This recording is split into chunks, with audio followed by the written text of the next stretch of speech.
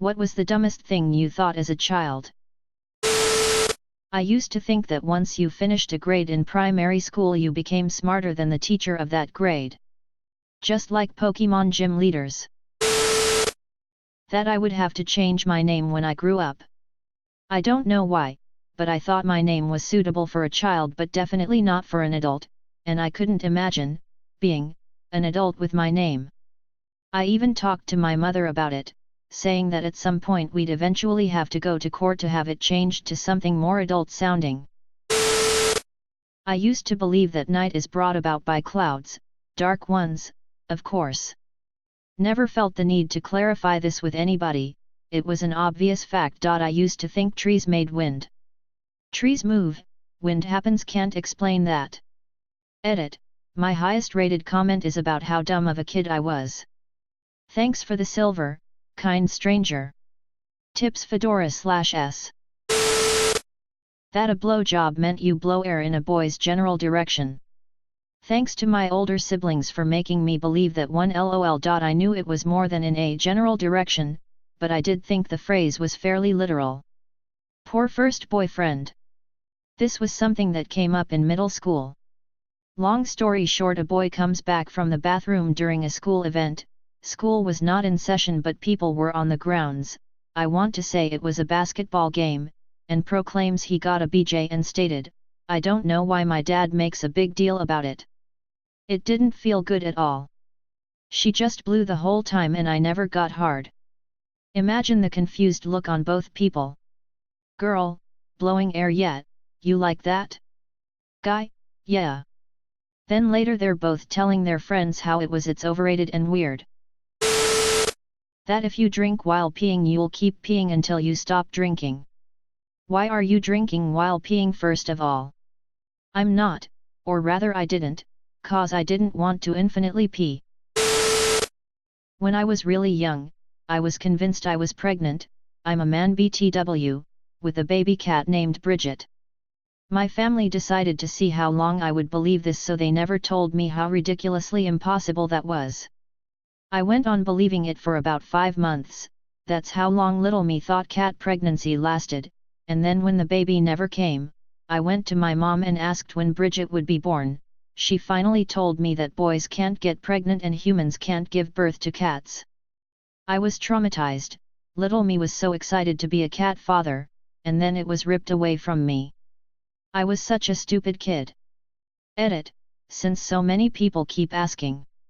No, I never ended up getting a cat, and no I didn't fuck a cat LMAO. This would have been around 6 years old, and I was raised Catholic and thought God put babies in your stomach, so I thought he put a cat in me.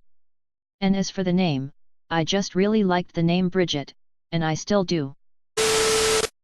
That all companies with a trademark, were owned by my family, only because those are my initials. I was very young and I blame Wizard of Oz, but I believed that a tornado was just one big phenomenon that continuously happened and spun from state to state, country to country.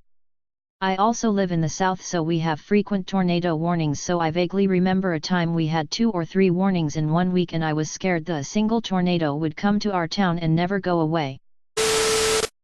When I was a young kid, maybe between 5 to 9, my dad took me to the tiny grass runway airport in my town, and we went on a short plane ride in a small Cessna around the valley. My dad sat in the back, and I was up front with the pilot. While we taxied off the ramp and out to the runway, I was given permission to move the yoke. I thought I was steering the aircraft the whole way. I told my mom that I taxied the plane. In school I told my class that I taxied the plane. In fact, it was so strong a memory that I grew up remembering the memory without evaluating the experience. I was home on leave from a naval aviation squadron when I was talking about that flight with my dad, and I was thinking about it. And I had this long pause. And I said, "Holy duck, Dad, I just realized that I wasn't steering that Cessna." My father laughed his ass off. I remember watching the movie Cocoon with my grandparents. I could not have been more than 4. For some reason I deduced that in order to become adults, children had to die in these pool cocoons and be reborn old. I freaked my cousins out and had a whole group of kids crying at a holiday party over our impending doom. Ruined Christmas pictures that year. Are you by chance a caterpillar? That there's a tiny human inside the TV who executed what the remote was telling him to do. For example, when you press the button to increase the volume, he is being hit in a specific way that lets him know that he has to go and manually increase the volume. I imagined a barracks full of tiny men living in the tap who poured out little buckets of water when I used the sink. I always thought that kids were born with your shit, so one day you would go to the toilet and take a dump and then if you looked down there would be a child. And I thought that if you didn't check you might accidentally flush the baby. My older siblings told me that mom shit me out and tried to flush me down but I managed to crawl out. It explained why I was a naturally good swimmer. That if people are going to study something they just sit in a circle with other students and think about what they want to do. As soon as they find out, they are done and they can leave. I wish LOL. I like the way younger you thought. Though we'd have too many Lego engineers if that was the method. I thought that there would be a baby inside every girl's stomach as soon as she is born and inside that baby's stomach too there would be a tiny baby, the cycle goes on, and that the baby keeps growing as we grow and after getting married the doctors will cut the stomach and take the baby out to make space for another baby. My uncle is a priest for an obscure Hindu offshoot religion and he told me quite young that I shouldn't play sport because each person only gets a set number of breaths in their life and getting out of breath used them up quicker. I used to spend hours laying in bed trying to make my breaths as long and slow as possible. In fairness, I actually have a decent lung capacity as an adult so maybe it had a positive effect. Geez, that had to scare the hell out of you. Good breathing technique for relaxing, but not if you're afraid you're going to die.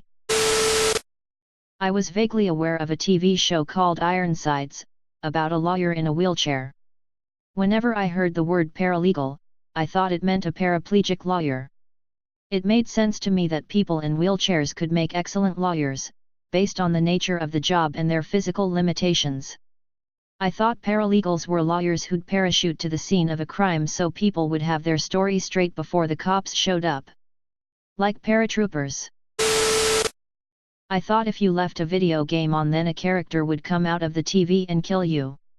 I was a bit paranoid as a small kid.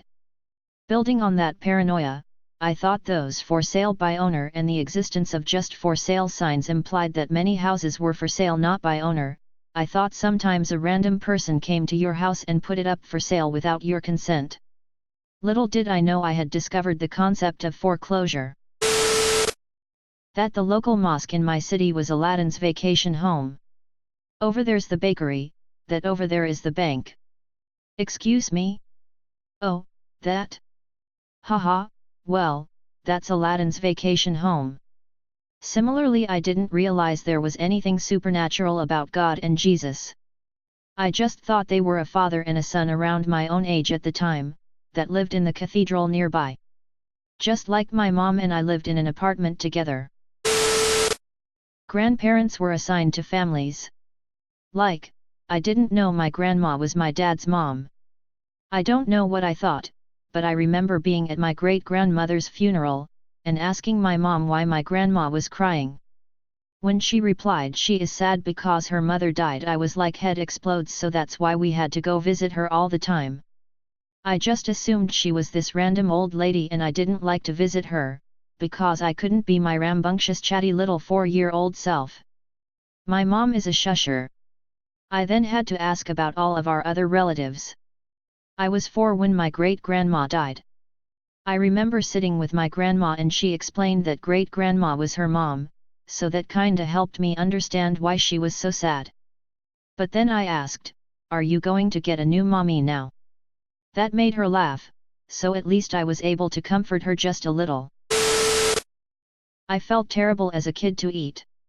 I wouldn't eat in front of people and every meal I would find myself thinking poor food, getting eaten because I was convinced they had emotions. I anthropomorphized everything as a kid. I also felt bad for the food I ate and for stepping on grass. The worst was stuffed animals. I remember we had a Christmas thing at school in first grade in which everybody brought a gift and then the teacher drew numbers to see who would get to pick the next gift. There was a huge Cabbage Patch tea set that all of the girls were drooling over, including me. Well, my number was called first, but I skipped the tea set and picked this dirty old teddy bear because I could not stand the thought of him sitting there watching as everything else got picked before him. Now I'm picturing a kid who had no money to buy a gift for the class exchange, so they brought in a well-loved teddy bear, feeling terrified that nobody will like it and be mad at them, but what's the first thing to go? Their teddy bear. Some sweet little girl skipped over an amazing tea set and picked the bear instead.